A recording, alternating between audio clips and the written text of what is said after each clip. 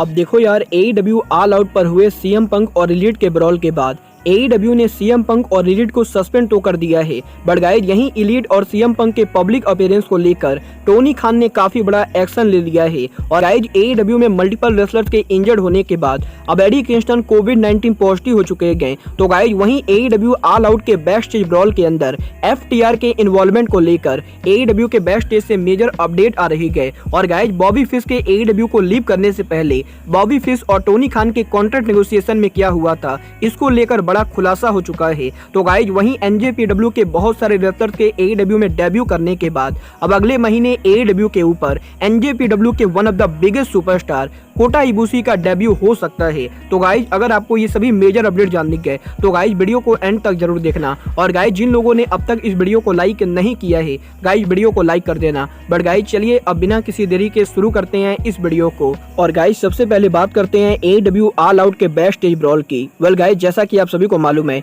AEW all out पर हुए back stage brawl के बाद इस समय टोनी खान ने AEW के अंदर से जो भी लोग उस ब्रॉल के अंदर शामिल थे उनको सस्पेंड कर दिया है। और गाइस यहाँ पर CM punk, Elite, Ace Steel, Christopher Daniels, Pat Buck के साथ ब्रेंडन कटलर और माइकल नाकाजावा को भी AEW से सस्पेंड कर दिया गया है। बट गाइस यहीं इन सभी लोगों के AEW से सस्पेंड होने के बाद अब AEW ने इन सभी के पब्लिक अपीयरेंस को लेकर काफी बड़ा एक्शन ले लिया है, जहां पर इस हफ्ते AEW के सुपरस्टार और AEW के current tag team champion swerve Strickland ने इस चीज को कंफर्म किया है कि इस हफ्ते स्वर्व स्ट्रिकलैंड के लेटेस्ट पॉडकास्ट के ऊपर AEW के EVP केनी ओमेगा अपीयर होने वाले थे। और गाइस इस हफ्ते स्वर्व स्ट्रिकलैंड के पॉडकास्ट के ऊपर केनी ओमेगा AEW को लेकर बात करने वाले थे। बट गाइस यहाँ पर अब केनी ओमेगा की अपीयरेंस कैंसिल हो चुके गए। और गाइस केनी ओमेगा स्वर्व के पॉडकास्ट पर कब अपीयर होंगे इसको लेकर कोई भी खबर नहीं गए। और गाइस यहीं केनी ओमेगा के अपीयरेंस के कैंसिल होने के बाद अब डेव मेल्जर ने इस चीज को कंफर्म किया है कि केनी ओमेगा AEW से सस्पेंड होने के बाद पब्लिक के अंदर कहीं भी नजर नहीं आने वाले गए।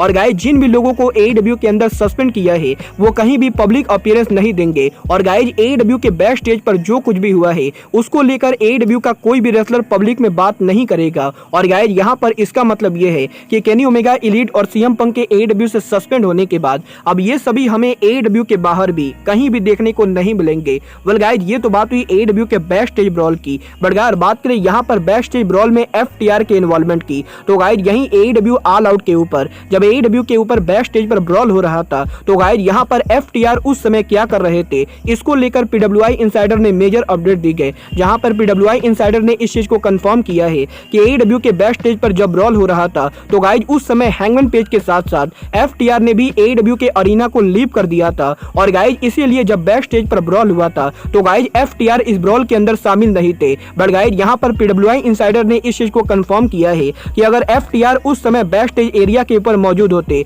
तो गाइस डेफिनेटली FTR इस ब्रॉल के अंदर शामिल होने वाले थे, क्योंकि गाइस यहां पर FTR और CM पंक रियल लाइफ में काफी करीबी दोस्त हैं। और गाइस डेफिनेटली यहाँ पर इस ब्रॉल के अंदर FTR CM पंक की तरफ से लड़ने वाले थे। और गाइस क्योंकि AEW के बैक स्टेज के ऊपर यंग बस और FTR के बीच में रियलिटी में टेंशन चल रही है, तो गाइस पॉसिबली इस ब्रॉल के अंदर हमें FTR और यंग बस आमने सामने देखने को मिलने वाले थे। बट गाइस यहाँ पर FTR की किस्मत बढ़िया थी कि उन्होंने ब्रॉल के पहले ही अरीना को लीव कर दिया था, नहीं तो गाइस आज AEW के अंदर FTR भी एलिट और CM पंक के साथ सस्पेंड हो चुके होते। वेल गाइस ये तो बात हुई FTR की। बट गाइस चलिए अब आगे बढ़ते हैं और बात करते हैं AEW के फॉर्मर सुपरस्टार बॉबी फिश की। बल्कि अगर बात करें यहाँ पर बॉबी फिश की तो गाइस इस हफ्ते बॉबी फिश के AEW को लीव करने के बाद बॉबी फिश के AEW में कॉन्ट्रैक्ट नेगोशिएशन को लेकर डेव मेल्जर ने बहुत ही बड़ी अपडेट दी गई, जहां पर डेव मेल्जर ने इस चीज को कंफर्म किया है कि बॉबी फिश के AEW में कॉन्ट्रैक्ट के एक्सपायर होने के बाद टोनी खान और बॉबी फिश के बीच में कॉन्ट्रैक्ट नेगोशिएशन हुआ था।